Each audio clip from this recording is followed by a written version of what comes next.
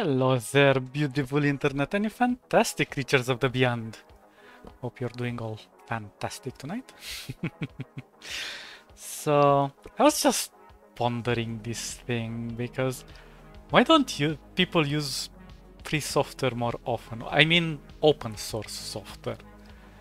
Like in the case of Inkscape being a great alternative to Adobe Illustrator or Affinity Design. And to be honest, the answer isn't as simple as I don't like it or things like that, but it's a bit more nuanced. Usually people that use a software expect to have it as a tool that works out of the box, and that isn't always true about open source software.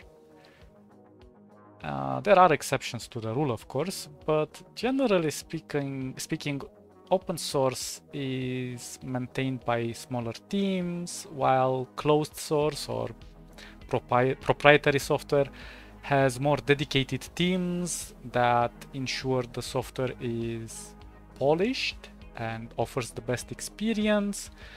But then it kind of also limits you in what you can do with that software. You have to follow specific standards that the software was designed. And that works in its own environment, of course.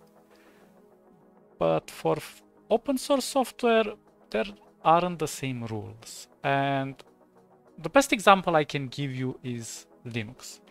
Linux is a great operating system, but it's not a system that can replace Windows or Macintosh. Simply because you always find something that simply just doesn't work. Maybe it's a piece of hardware that isn't compatible, or maybe a specific type of software that you use is not available on Linux and you have to look for alternatives. And then you kind of have to fiddle with the tool itself. And this is the big difference. People expect to use the tool directly to create their art, to jump into their productivity, not to make the tool work first. And in the case of Inkscape, fortunately, we don't have this issue. There are, of course, crashes and things like that, which are to be expected because, as I said, the teams aren't all that big and it's everybody providing their own free time to implement code and shape it to be better, but it's also a project that is being developed based on the feedback of the community. So the community kind of describes the guideline of how the project should evolve. It's if the people want, I don't know, maybe music in Inkscape and there's an overwhelming amount of people that ask for that, it is a probability that a music player might pop up in Inkscape, because why not? People are capable of doing that. I know I used this example in the past, but I just find it funny.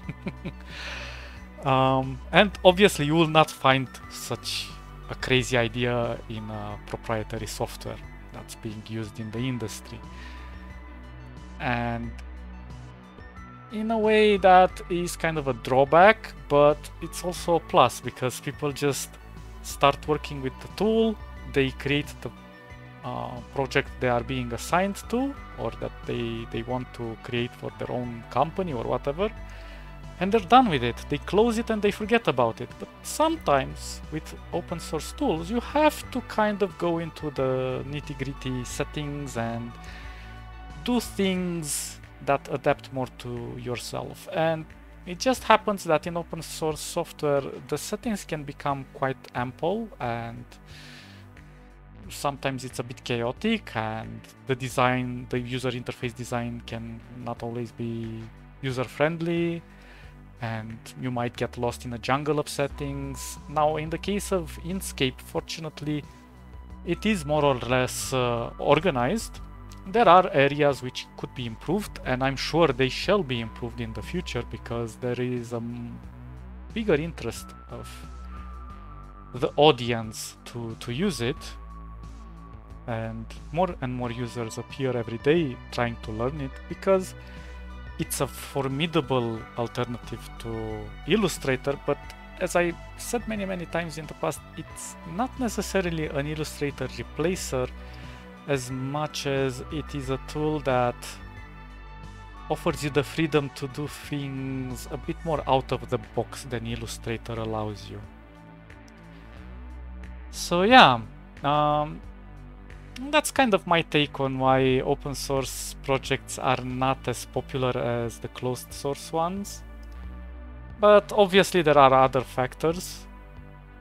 But more or less, I highly encourage you, the people who love to use alternative software, to try as many open source projects out there as possible and to get involved, because your involvement actually helps the development of this software and it makes them better, and who knows, maybe one day they can become so good that you will not need to pay for software that, I don't know, enslaves you to subscription models and things like that, or to absurd prices that you have to pay out of your hard-earned cash and then cry in the bathroom because you don't have enough to buy croissant.